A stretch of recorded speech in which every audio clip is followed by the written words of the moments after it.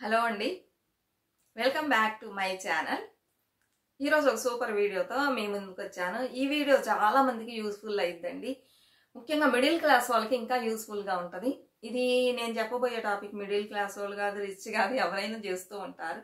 వాళ్ళకి తగినట్లుగా వాళ్ళు పోతూ ఉంటారు. ఏంటది అదంటే, చాలామంది ముందు వెనక ఆలోచించకుండా ఈ మధ్యకాలంలో చూసారంటే అప్పుల బారిన పడి ఆ ఊబిలో ఇరుక్కుపోతున్నారండి.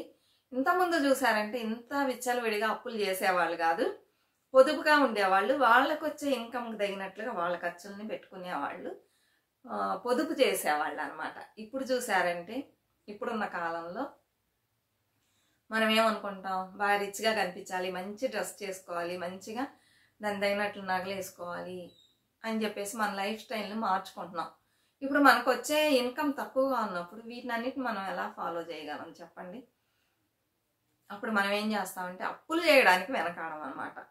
అప్పులు ఇవ్వడానికి ఉన్నారు కదా, చేసుకుందాం, ఏది కావాలన్నా ఈఎంఐలు అనే ఒక ఆప్షన్ ఉంది, అది చూస్ చేసుకుంటున్నారు. ఇలా మంచిగా కనిపించేలాగా షో చేయడానికి అప్పులకు కూడా వెనకాడడం వల్ల చాలామంది ఏం చెప్తున్నారంటే, ఈ మధ్య కాలంలో చూసారంటే సేవింగ్స్ తగ్గిపోయి అప్పులు ఎక్కువైపోతున్నాయి అందరికీ అని చెప్తున్నారు. ఒకవేళ అలా అప్పులు చేసినట్లయితే దాని బారి నుండి ఎలా తప్పించుకోవాలని నేను ఈరోజు ఈ వీడియో ద్వారా తెలియజేయబోతున్నా. వీడియో చాలా బాగుంటుంది, స్కిప్ చేయకుండా చూడండి, అన్నీ చూసి తెలుసుకోండి, సరేనా? ఒక సేవింగ్సే కాదు, సేవింగ్స్ చేయాలంటే మనం ఇలాంటి అప్పులన్నీ చెయ్యకూడదు. అప్పుడే కదా మన దగ్గర మనీ ఎక్కువగా ఉంటుంది. ఒకవేళ ఇన్ కేస్ తెలిసి తెలియకుండా చేశారనుకోండి, దాని నుంచి బయటకు వస్తే మనం మంచిగా మనీని సేవ్ చేసుకోవచ్చు. అందుకని ఈ వీడియో చేస్తున్నా. తప్పకుండా లైక్ ఇవ్వండి, హైప్ అని ఉంది కదా ఆప్షన్, అది కూడా ప్రెస్ చేయండి. అలానే కమెంట్స్ పెట్టండి, షేర్ చేయండి. ఇంతవరకు సబ్స్క్రైబ్ చేసుకోకపోతే సబ్స్క్రైబ్ చేసుకోండి.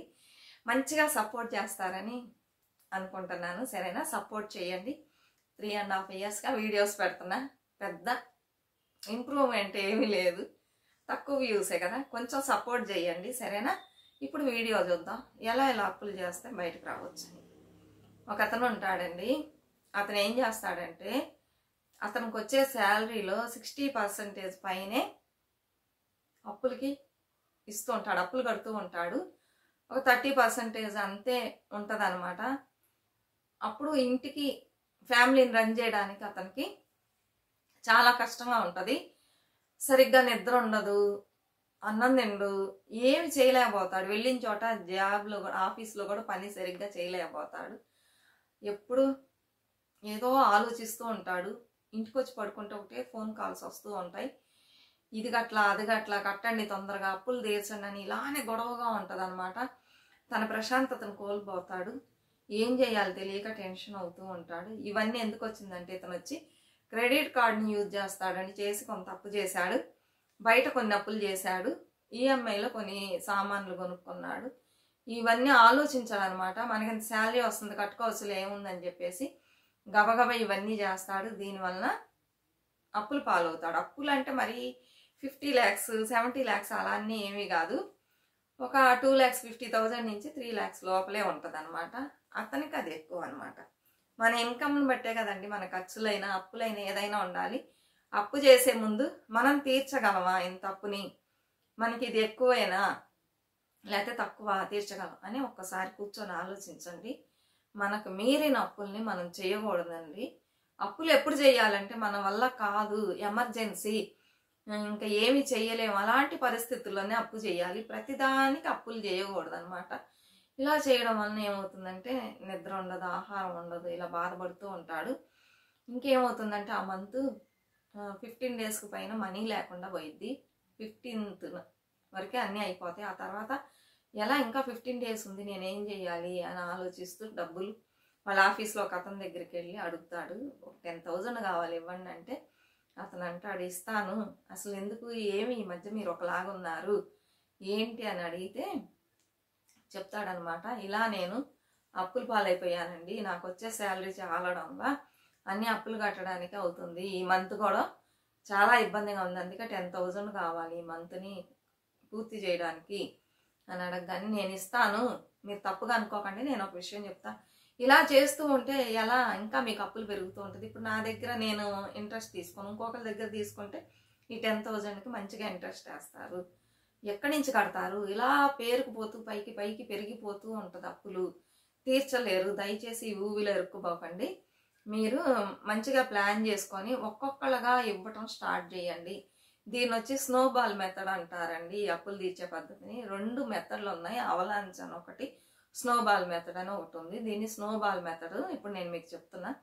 ఒక్కొక్కరుగా ఇచ్చుకుంటూ రండి. ఫస్ట్ చిన్న అప్పుల్ని సెలెక్ట్ చేసుకోండి. తక్కువగా ఉంటుంది కదా, 5,000, 10,000, 15,000 ఇలా ఉంటుంది కదా, వాటిని తీసుకుంటారండి. ఎటు మీరు ఎవ్రీ మంత్ ఈఎంఐ కట్టాల్సిందే, దాన్ని ఆపడానికి కుదరదు. ఆపితే వచ్చేసి ఇంట్లో ఉన్నాయి ఏం కొన్నారో అవి తీసుకొని వెళ్ళిపోతారు. అవి కట్టండి. మిగిలింది వచ్చి ఇప్పుడు ఈయన ఏం చేస్తున్నాడు, అందరికి కొంచెం కొంచెం డివైడ్ చేసి ఇస్తున్నారు. మీరు బయట వాళ్ళ దగ్గర చెప్పండి. ఒక 2-3 దగ్గర తీసుకున్నారా, వాళ్ళ దగ్గర చెప్పండి. కొంచెం వెయిట్ చేయండి, నేను అసలు ఇంట్రెస్ట్ 2 కలిపి మీకు ఇచ్చేస్తా, ఒక్కొక్కరుగా ఇచ్చేస్తాను, నా వల్ల కావడంలా అని చెప్పండి. వాళ్ళు ఏమన్నారు అని చెప్పగానే సరే అని చెప్పేసి ఈయన కూర్చొని ఒకరోజు ఒక బుక్ ఒక పెన్ను తీసుకొని నోట్లో నోట్ చేసుకుంటాడు. మొత్తం ఎంత అప్పు ఉంది, చిన్న అమౌంట్లో ఎంతమందికి ఇవ్వాలి, పెద్ద అమౌంట్ ఎంతమందికి ఇవ్వాలి అని అన్నీ రాసుకుంటాడు.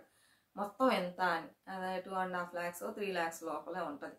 రాసుకొని ఇప్పుడు వేసుకున్నాడు కదా, ఎవరెవరికి ఎంత ఇవ్వాలి, ఇంతవరకు ఎంత కట్టాము, ఇంకెంత ఇవ్వాలి, ఈఎంఐలు ఎంత కట్టాలి అన్నీ చూసుకుంటాడు. చూసుకొని అన్నీ నోట్ చేసుకుంటాడు. ఫస్ట్ ఈ 10,000 రూపీస్ తీసుకున్నా ఈయనకి ఇచ్చేద్దాం.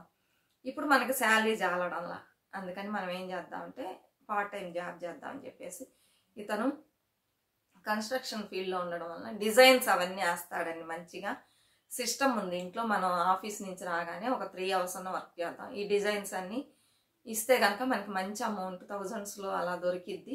ఇంకేదన్నా చేద్దాము, కొంచెం ఎక్స్ట్రా ఇన్కమ్ వస్తే ఈ అప్పులన్నీ గబగబ తీర్చవచ్చు అనుకుంటాడు. అలానే ఒక 10 నుంచి 15,000 లోపు సంపాదించేలాగా ప్లాన్ చేసుకుంటాడు. ఎంత దొరికిద్దో అంత.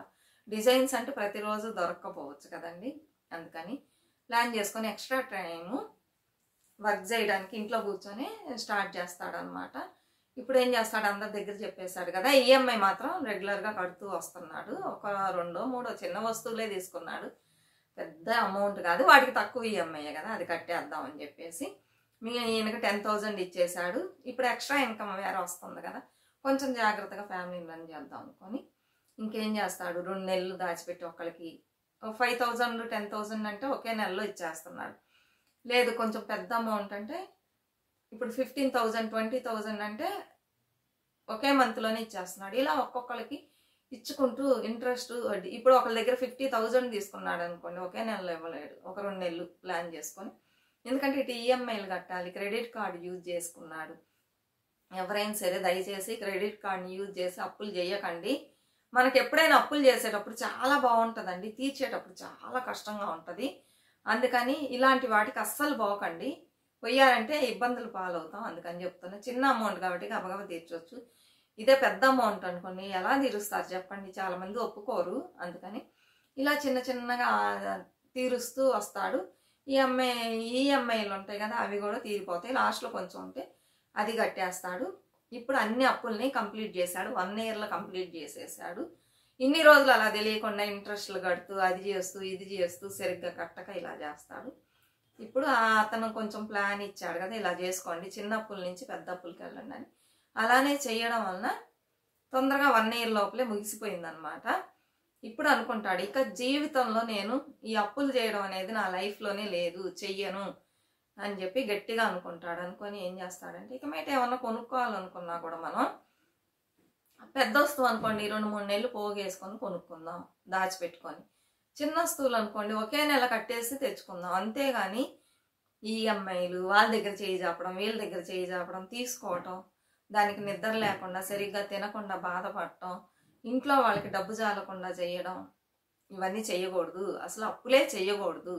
మనకి ఎంత వస్తుందో దాంట్లోనే సరిపెట్టుకొని లైఫ్ను కొనసాగించాలి అని చెప్పేసి డిసైడ్ అవుతాడు. ఇప్పుడు పార్ట్ టైం 2 నుంచి 3 hours చేయడం వల్ల ఒక ఇన్కమ్ వస్తుంది. ఇలా దాచిపెట్టుకొని ప్రతిదీ కొనుక్కోవటం స్టార్ట్ చేస్తాడు. ఈఎంఐ అనుకుంటాం మనం, ఒక 5,000 వస్తువు అక్కడికి వెళ్ళి కొన్నాం అనుకోండి, 8,000 9,000 కూడా చెబుతారు, మనకు ఒక 4,000 నష్టం కదా. అలా కాకుండా ఒక 2 నెలలు 3 నెలలు దాచిపెట్టుకున్నాం అనుకోండి, చక్కగా కొనుక్కోవచ్చు. ఈ అప్పుల్లో దిగారనుకోండి మీకు అస్సలు మనశ్శాంతి లేకుండా పొయ్యేసిద్ది అనమాట, పీల్చి పిప్పు చేసేసిద్ది. అందుకని దయచేసి అప్పుల జోలికి వెళ్ళకండి. ఉన్న దాంట్లోనే సక్రమంగా మన ఫ్యామిలీని రన్ చేస్తూ కొంచెం కొంచెం దాచిపెట్టుకుని కొంచెం లేట్ అయినా పర్వాలా మన సొంత డబ్బుతో మనం ఇచ్చి అప్పు చేయకుండా కొనుక్కున్నాం, అది ఎంత సంతోషంగా ఉంటుంది. ఇలా చేసుకోండి. చెప్పాను కదా, అప్పులు చేయడం ఈజీ, తీర్చడం చాలా కష్టం. అప్పులు చేసేటప్పుడు హ్యాపీగా ఉంటుంది, తీర్చేటప్పుడు చాలా కష్టంగా ఉంటుంది. ఇతరుల దగ్గర మనం మాటలు అనిపించుకోకూడదు.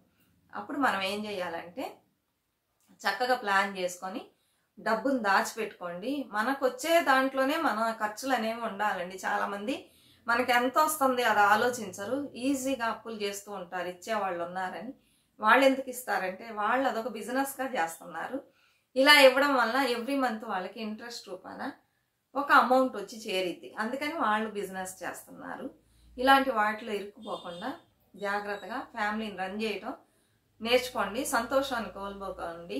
ఒకసారి మనం కనుక ఇలాంటి వాటిల్లో ఇరుక్కుపోయామనుకోండి హెల్త్ ఇష్యూస్ వస్తాయి, మెంటలీ చాలా కష్టపడాల్సి వచ్చింది, ఫిజికల్గా మెంటల్గా అన్నీగా. సరేనా? అందుకని ఉన్న దాంట్లో సర్దుకుపోవడం నేర్చుకోండి. చాలడం లేదంటే ఇంకేం చేయాలి, మనకి ఇంకా ఎక్కువ మనీ కావాలంటే ఏం చేయాలి, ఎలా చేసి సంపాదించాలి ఆలోచించండి. అంతేగాని ఇలాంటి పనులు చేయకండి.